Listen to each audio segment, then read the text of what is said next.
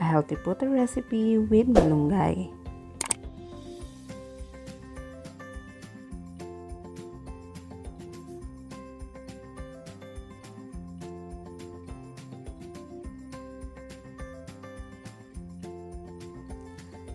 In a bowl, mix all your dry ingredients. Unahin na natin ang 250 grams sifted flour. Make sure na sifted ito para walang buo-buo. Next is yung ating baking powder, ang ating pampaalsa.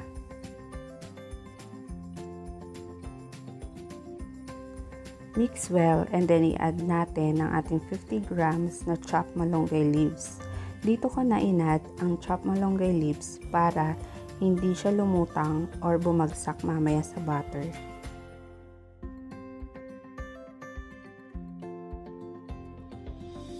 Mix until well combined and then iset aside natin.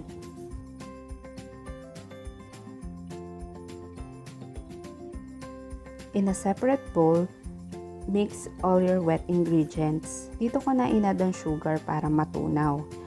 300 grams granulated white sugar. And then add your 2 pieces eggs. Mix well hanggang mag-combine sila.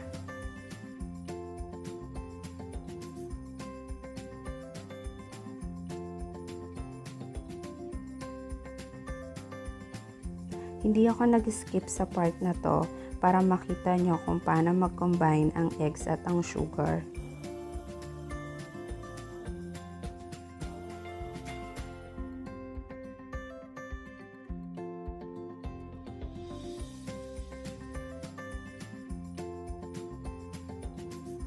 Almost ready na to, so we can add our 1/2 teaspoon vanilla syrup.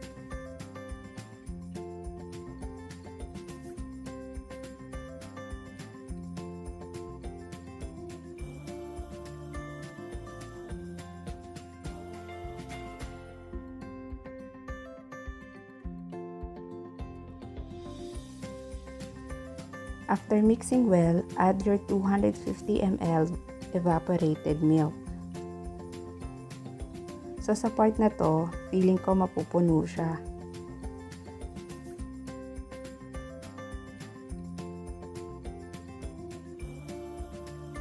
Haluin natin ang dahan-dahan kasi medyo puno na siya.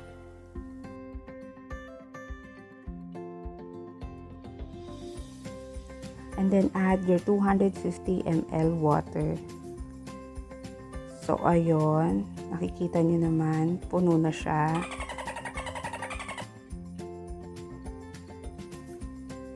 Transfer ko na lang siya and then add your 75 ml oil. Pwede rin ng melted butter dito para mas malasa. And then mix well. Make sure na nandissolve ang ating sugar para even yung tamis niya.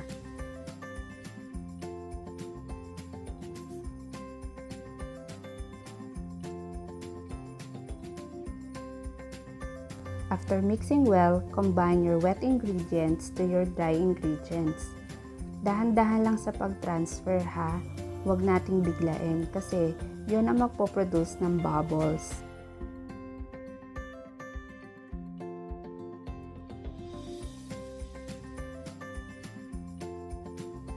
After transferring, haluin natin ng dahan-dahan. Huwag natin madaliin ang paghahalo, baka kasi hindi natin mapansin na overmix na pala natin. So since naihalo na natin ng malunggay leaves sa umpisa, hindi na natin ito sasalain kasi pag sinala natin to, baka masala na natin ang mga malunggay leaves. Make sure na lang natin na dissolve na lahat at wala ng lumps. I-rest muna natin para ma-activate natin ang baking powder at maganda ang pagkakaalsa nito mamaya. Tinransfer ko na siya sa mga molders. Ang ginamit ko dito, yung 6 cm size na molder o yung large plastic molder.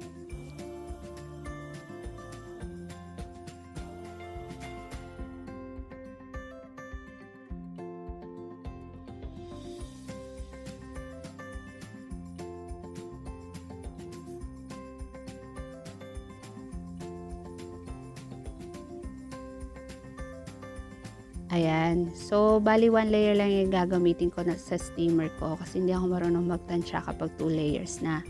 Pwede nyo lagyan ng cheese o kaya salted egg as toppings. Depende sa inyo kung anong gusto nyo.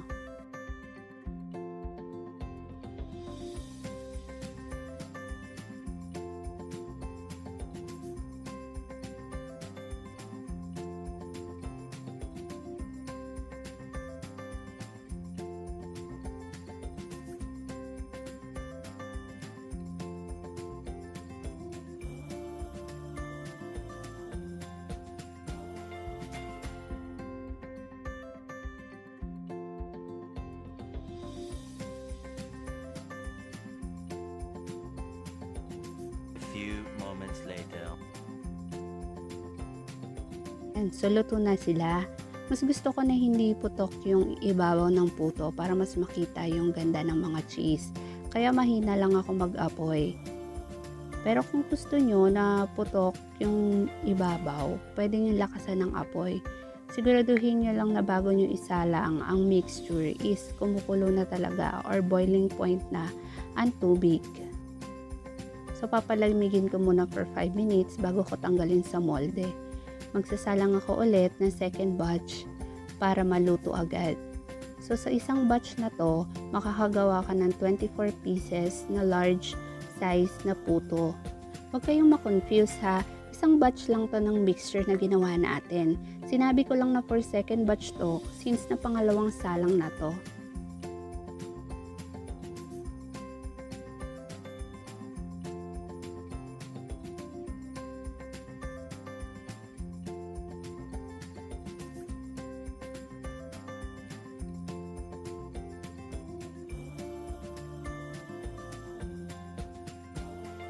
Ayan, tignan natin kung gaano kalambot ang ating puto. Ayan, yung malunggay leaves natin, tignan nyo. Hindi siya bumagsak or lumutang.